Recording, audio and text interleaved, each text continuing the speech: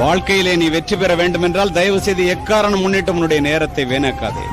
சென்று கொண்டிருப்பவன் நேரத்தை வென்று கொண்டிருக்கிறான், நின்று கொண்டிருப்பவனை நேரம் தின்று கொண்டிருக்கிறான். இந்தியர்கள் கடிகாரத்தில் மணியை மட்டும் பார்க்கின்றோம், அமெரிக்கர்கள் மணியோடு சேர்த்து நிமிடத்தையும் பார்க்கின்றார்கள், ஜப்பானியர்களும் ஐரோப்பியர்களும் நிமிடத்தோடு சேர்த்து வினாடியையும் பார்க்கின்றார்கள்.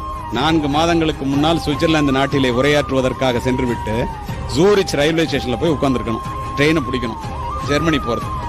8:03 போன நான் புறப்பட்டுட்டேன். மனைவியும் அழைச்சிட்டு போயிரு. புறப்பட முடியுமா? 5 நிமிஷம் லேட்டு. அவசர அவசரமா போறேன்.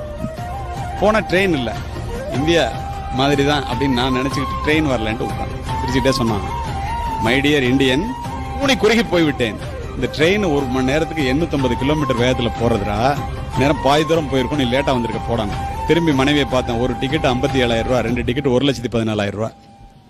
பாக்குறத தவிர வேற என்ன பண்ண முடியும்?